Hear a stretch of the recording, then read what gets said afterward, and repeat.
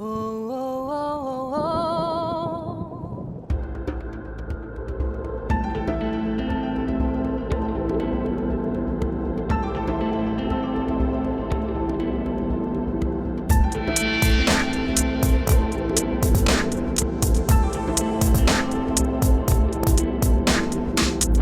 Bonjour à tous, nous voici à la 13e partie de notre étude sur le livre de l'Apocalypse, 13e partie qui va s'intéresser à la troisième trompette de l'Apocalypse.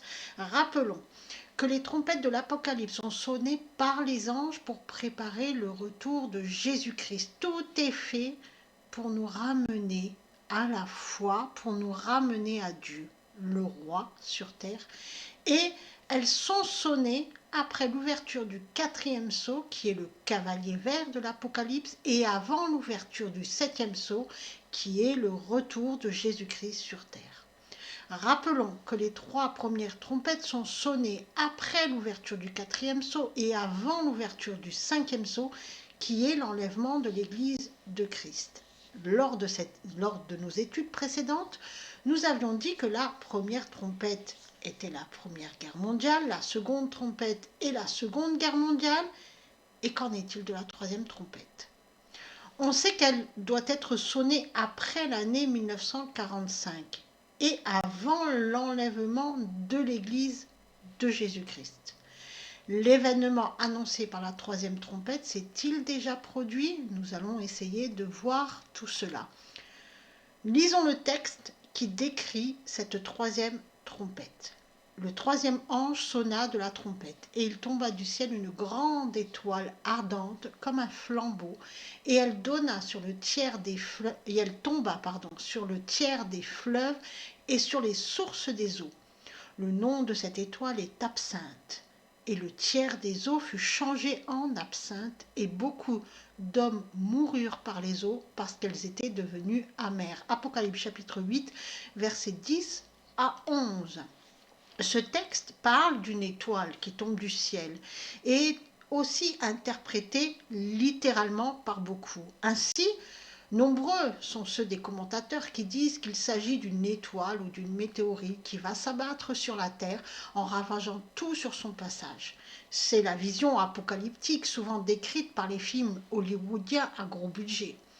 Et c'est pour cela que beaucoup scrutent le ciel et ont peur que le ciel leur tombe sur la terre. C'était la grande peur d'ailleurs des Gaulois.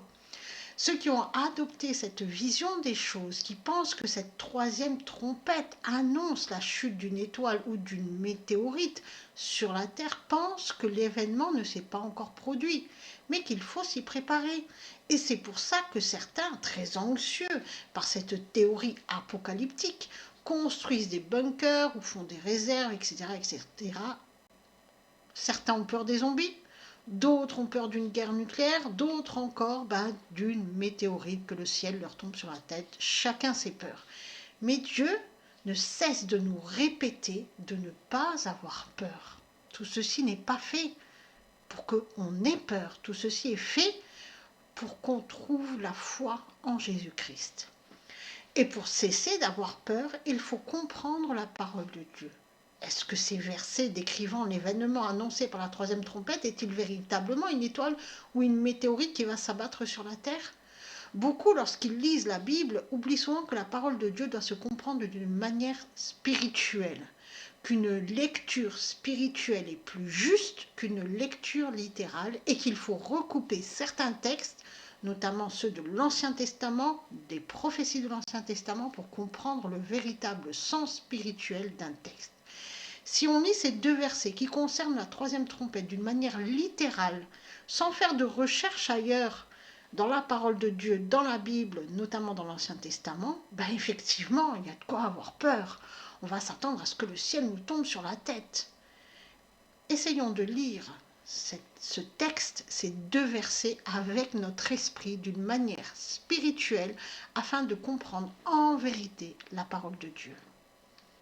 Relisons ensemble le verset 10. Le troisième ange sonna de la trompette et il tomba du ciel une grande étoile ardente comme un flambeau et elle tomba sur le tiers des fleuves et sur les sources des eaux. Le verbe tomber dans le texte qui est utilisé 2 fois, c'est pipto en grec, verbe qui signifie descendre d'un lieu élevé vers un lieu plus bas ou descendre d'une position debout à une position de prosternation ou tomber depuis un état de prospérité. Et ce verbe contient l'idée de s'abattre, de s'écrouler sur soi-même. Dans les deux cas, ce verbe est conjugué à l'aoriste second, donc il y a ici un aspect prophétique qui prépare la venue de Jésus-Christ sur terre. Le ciel, c'est Ouranos en grec, nom qui signifie la voûte étendue du ciel et tout ce qui y est visible, les cieux aériens, le lieu où se produisent les éclairs et les tonnerres, et dans son sens spirituel, la demeure de Dieu. Ce mot contient aussi l'idée d'élévation. Donc il y a quelque chose qui va tomber, mais qui va élever l'humanité. L'étoile, c'est astère, littéralement une étoile ou un astre. Et le dictionnaire, le Grand Bailey, dictionnaire grec de référence, donne aussi le sens de flamme, la lumière, et au sens figuré, le sens d'une personne célèbre, les étoiles. Et là, on se retrouve devant un dilemme. Quel sens donner à ce texte? Est-ce que quelque chose qui tombe ou qui s'écroule, est-ce que c'est quelque chose qui tombe ou qui s'écroule engendrant des dégâts? Est-ce un dirigeant qui tombe de son trône ou une météorite qui va percuter la Terre? On peut se poser toutes ces questions. On continue. Ardente, c'est kaioménos en grec, mot qui découle du verbe kaio, qui signifie allumer, mettre en feu, brûlant, brûler, consumé par le feu. Le verbe est conjugué dans le texte originel au temps présent et à la voix passive. Donc, le texte parle ici d'un événement ponctuel et la voix passive montre que c'est le sujet qui subit l'action. Donc, l'étoile est brûlée par quelque chose. L'étoile subit l'action et cette action va la mettre en feu, va la faire tomber ou va la faire s'écrouler sur elle-même. Il y a quelque chose qui va provoquer l'écroulement de cette étoile. Flambeau, c'est lampas, littéralement une torche ou une lampe, donc dont la flamme est maintenue avec de l'huile. Ce mot découle du verbe lampo qui signifie briller, resplendir en parlant de l'éclat des armes, du soleil, des yeux ou en parlant d'une personne. Ce verbe prend aussi le sens de devenir ou être illustre et le sens de résonner avec force. Enfin, il faut savoir que dans le texte original en grec, le point qui délimite le verset 10 et le verset 11, c'est des coupures qui ont été faites arbitrairement pour alléger, on va dire, la lecture, mais ce point-là n'existe pas dans le texte originel en grec. Donc, il faudrait lire les deux versets d'une seule traite. On a une virgule dans le texte originel en grec et non un point. Donc on fait une petite pause et on recommence. Continuons avec le verset 11, mais cette fois-ci en enlevant le point au niveau du verset 10 et en mettant vraiment ce « et » qui apparaît dans le texte originel en grec, le premier « et le nom de cette étoile est absinthe, donc en le faisant apparaître. Donc, et le nom de cette étoile est absinthe, et le tiers des eaux fut changé en absinthe, et beaucoup d'hommes moururent par les eaux parce qu'elles étaient devenues amères. Ce et dans la traduction française, ce premier et, cette première conjonction de coordination que j'ai mis moi ici au verset 11, a été supprimée dans la traduction française. Elle est présente dans le texte originel en grec ancien et l'on a à nouveau, on se retrouve de nouveau dans cette succession de particules kai qui indique que les choses décrites se déroulent sans que l'une ne prévale sur l'autre. On a et le nom de cette étoile est absinthe, kai, et kai, le tiers des eaux fut changé en absinthe, et kai, beaucoup d'hommes moururent par les eaux, etc.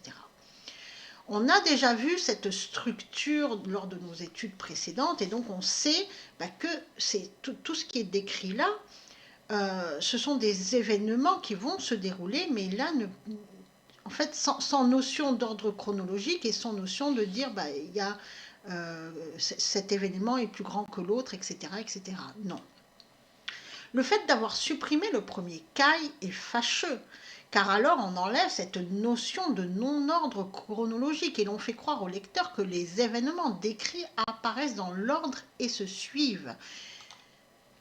Maintenant, intéressons-nous à cette étoile. Le nom de cette étoile est absinthe. Littéralement, dans le texte grec, il est écrit « et le nom de l'étoile est dit l'absinthe ». Il y a ce verbe dire qui n'a pas été traduit dans notre texte en français. Voyons un peu tout cela dans le détail. Voilà, je vous ai mis donc la traduction mot à mot du texte en grec et le nom de l'étoile est dit l'absinthe. Le nom, c'est onoma en grec. Il s'agit du nom propre. Donc cette étoile, elle s'appelle l'absinthe, elle s'appelle absinthe. En grec, ce mot onoma désigne le nom utilisé pour tout ce qu'il recouvre, tout ce qui est pensé ou ressenti quand on est amené à l'esprit, quand il est amené à l'esprit par sa mention, en entendant ce nom, en s'en rappelant. Par exemple, je prends un exemple que tout le monde connaît. On va parler du Titanic. Lorsqu'on prononce le nom Titanic, on s'en rappelle, on pense alors à quoi? À l'énorme bateau de croisière qui a percuté un iceberg dans l'Atlantique Nord et qui s'est échoué. Un bateau qui était un prodige humain en matière de technologie. On pense à son histoire, à la cupidité et à l'orgueil de l'homme, etc. Et parfois au film hollywoodien Titanic, à la romance entre Rose et Jacques. Donc ce nom Titanic évoque beaucoup de choses. Donc effectivement, on commence à comprendre ce nom absinthe va nous évoquer beaucoup de choses quand on va l'entendre. Le mot onoma désigne aussi les personnes reconnues par leur nom, le renom, la renommée, ainsi que la cause ou la raison qui a rendu célèbre la personne ou la chose. Par exemple, on reprend notre exemple du Titanic. Quand on prononce le mot Titanic, la raison qui l'a rendu célèbre, c'est qu'il s'est échoué. C'était un prodige technologique de ce début du XXe siècle et il s'est échoué sur un iceberg. Il a coulé. Donc, il est devenu célèbre à cause de ça. Donc c'est l'événement qui a provoqué sa célébrité. Donc, le nom de cette étoile est connu, renommé, célèbre, et évoque de nombreuses choses et son nom est célèbre à cause de la chose qu'il représente. Et dit, c'est legetai, dans le texte en grec, il s'agit du verbe lego à la voix moyenne. En grec, la voix moyenne est une voix spécifique qui n'existe pas en français ni en latin d'ailleurs et qui exprime une implication personnelle du sujet dans l'action. Le verbe lego signifie dire, parler, appeler par le nom, appeler, nommer, déclarer, mentionner.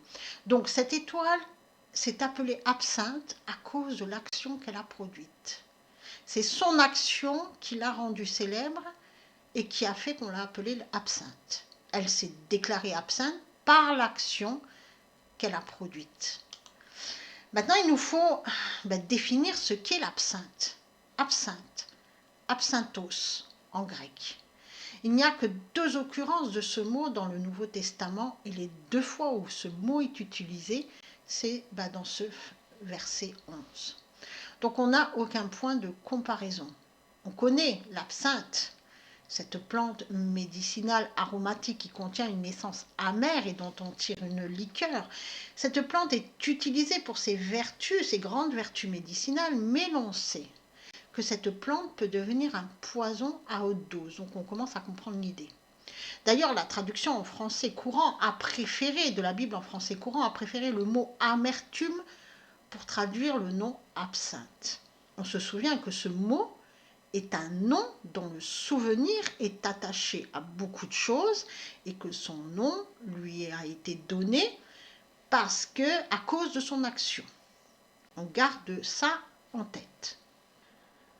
Relisons les 2 versets qui nous intéressent. Le 3e ange sonna de la trompette, et il tomba du ciel une grande étoile ardente comme un flambeau, et elle tomba sur le tiers des fleuves et sur les sources des eaux. Le nom de cette étoile est absinthe, et le tiers des eaux fut changé en absinthe, et beaucoup d'hommes moururent par les eaux parce qu'elles étaient devenues amères. Apocalypse chapitre 8, versets 10 et 11. Récapitulons un peu ce que l'on vient de voir précédemment. On sait que l'étoile est en feu. On sait que cette étoile va tomber, c'est-à-dire qu'elle va s'écrouler, et que les verbes sont conjugués à l'aoriste second, donc ils évoquent un aspect prophétique qui prépare le retour de Jésus-Christ sur terre. Grâce à son nom, absinthe, on sait que cette étoile est bienfaitrice. L'absinthe est une plante médicinale, mais qui est aussi amère et qui peut être mortelle, et que son nom évoque de nombreuses choses. Et maintenant, ajoutons à tout cela une donnée qui va éclairer tout le texte, une donnée qui se révèle évidente justement parce que l'étoile est peut-être déjà tombée. Savez-vous comment l'absinthe se dit en russe? Je ne vais pas vous le prononcer, ça se dit Tchernobyl. Voici le nom de l'étoile, elle s'appelle Tchernobyl. La centrale de Tchernobyl était bienfaitrice car elle fournissait de l'énergie jusqu'à la dose mortelle. Regardons ce qu'il s'est passé à Tchernobyl lors de l'explosion de la centrale nucléaire en 1986.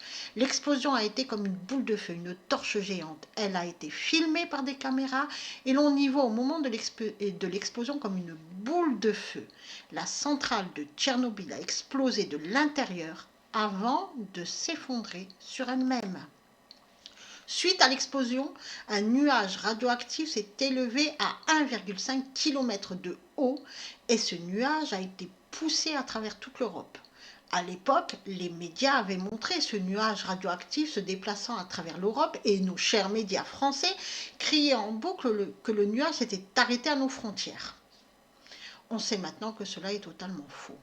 Nous avons été touchés par la radioactivité de ce nuage. Tchernobyl, la ville, a été fortement contaminée et brûlée, dévastée et soumise encore aujourd'hui à une forte radioactivité, en dépit des travaux de décontamination des immeubles et des maisons.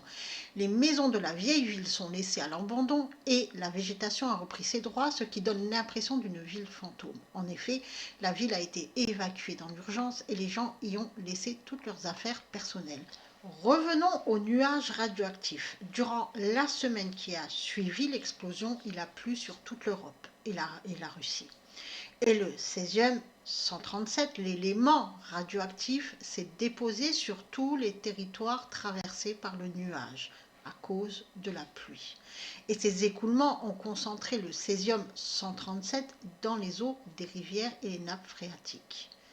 Et là, ça nous fait souvenir, on se souvient de notre texte, de la fin du verset 11, « Et le tiers des eaux fut changé en absinthe, et beaucoup d'hommes moururent par les eaux parce qu'elles étaient devenues amères. » Car en effet, cette eau a été bue par des millions de personnes et d'animaux, et elle continue de l'être. Le césium 137, qui a une demi-vie de 50 ans, c'est-à-dire que sa radiation diminue de moitié en 50 ans, se fixe sur les os et atteint particulièrement certains organes comme la thyroïde. Beaucoup ont été contaminés et les cancers de la thyroïde ont explosé dans toute l'Europe. L'explosion de la centrale nucléaire de Tchernobyl a eu un impact écologique colossal. Et cette explosion a permis la mise en place de systèmes transverses internationaux de protection face au nucléaire. Ajoutons que lorsque l'on évoque le nom de Tchernobyl, qui à l'origine était le nom d'une ville, ce nom est à présent devenu célèbre. Et la catastrophe s'est nommée Tchernobyl. Cependant, la catastrophe de Tchernobyl n'est pas la seule qui a touché l'Europe du XXe siècle. La même année, le 1er novembre 1986, en Allemagne, un incendie se déclare dans un entrepôt d'un complexe chimique Sanzo, devenu Novartis en 1996, près de Bâle. Les pompiers tentent de circoncire le feu en l'arrosant. 15 000 mètres cubes d'eau sont déversés, provoquant le débordement du bassin de rétention qui contient 50 mètres cubes d'eau. cet excédent, un mélange d'eau rougeâtre, de pesticides, de dérivés de mercure ainsi que d'ester phosphorique se déverse dans le Rhin, contaminant le fleuve. L'Allemagne est touchée, mais aussi la France et les Pays-Bas. C'est la catastrophe de Schwerzerhall, moins connue du grand public, catastrophe qui a été renommée Tchernobyl.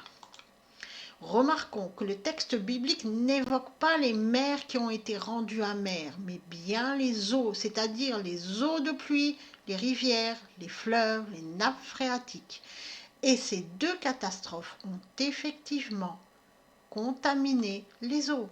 Donc en 1986, il y a eu deux catastrophes écologiques coup sur coup qui ont contaminé l'eau conformément à ce que décrit le texte biblique, et la succession des cas montre qu'il s'agit de plusieurs choses qui n'ont pas de rapport entre elles, mais qui arrivent pour engendrer l'amertume des eaux. Donc on peut penser à ces catastrophes qui n'ont aucun lien entre elles, mais qui ont engendré une contamination des eaux.